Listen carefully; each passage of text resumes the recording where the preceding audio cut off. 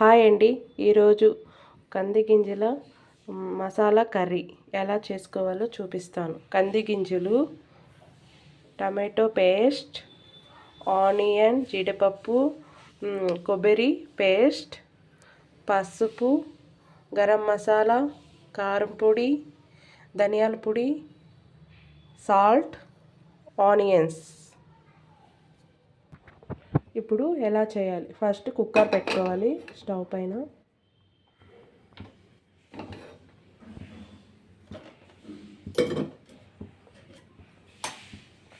Oil కొద్దిగా వేసుకోవాలి.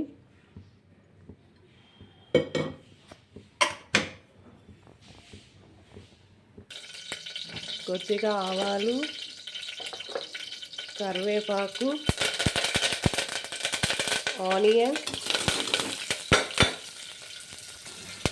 Onions కొంచెం గోల్డ్ కలర్ కావాలి.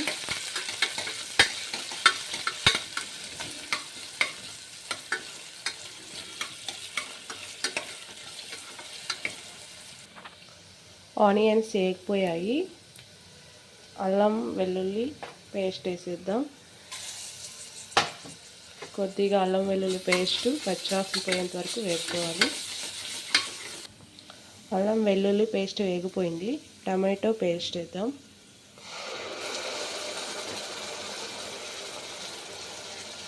టమాటో పేస్ట్ కొంచెం పచ్చివాసన పోయేంత వరకు వేసుకుందాం.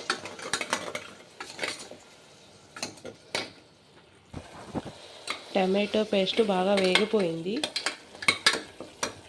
ఇప్పుడు కంది గింజలు వేసుకుందాం.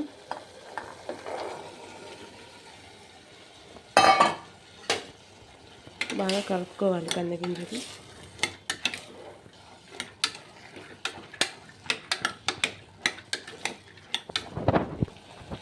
కంది గింజలు బాగా కలిపేసుకున్నాము.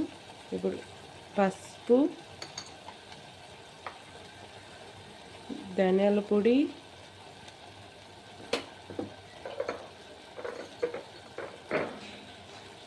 గరం మసాలా,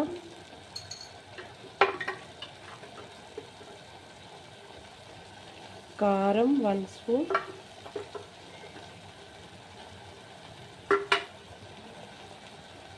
బాగా కలుపుకోవాలి.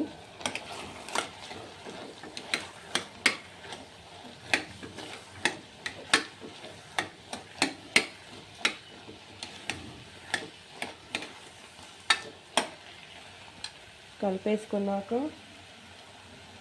ఆనియన్, కొబ్బరి, జీడిపప్పు పేస్ట్ ఇది వేసేస్తాం.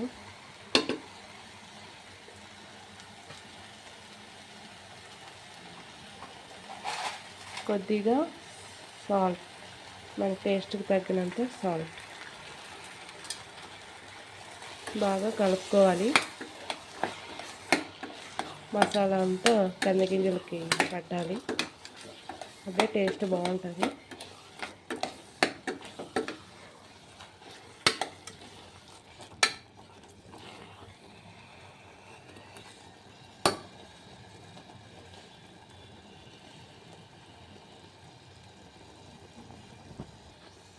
ఇప్పుడు మన గ్రేవీకి ఎంత వాటర్ కావాలో అంత వేసుకోవాలి. ఎంత గ్రేవీ కావాలనుకుంటే మనం వాటర్ వేసుకోవాలి. వేసుకొని బాగా కలుపుకొనేసి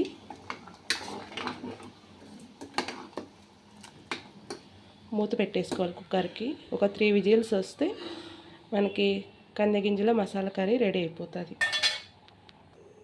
మూత పెట్టేసుకున్నాం. ఒక 3 విజిల్స్ వచ్చాక చూద్దాం. విజిల్ వచ్చింది. 3 విజిల్స్ అయిపోయాయి. ప్రెజర్ అయిపోయాక ఓపెన్ చేద్దాం. ప్రెజర్ వెళ్ళిపోయింది. ఇప్పుడు కుక్కర్ ఓపెన్ చేద్దాం.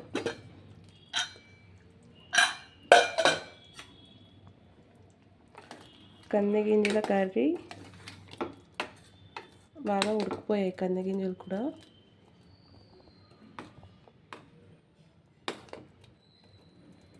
ఎంతో టేస్టీగా ఉండే కంది గింజల మసాలా కర్రీ రెడీ. చపాతీకి కానీ, రోటీకి కానీ, రైస్కి కానీ చాలా బాగుంటుంది. మీకు ఈ వీడియో నచ్చినట్లయితే లైక్ చేయండి, షేర్ చేయండి, సబ్స్క్రైబ్ చేసుకోండి. Thank you.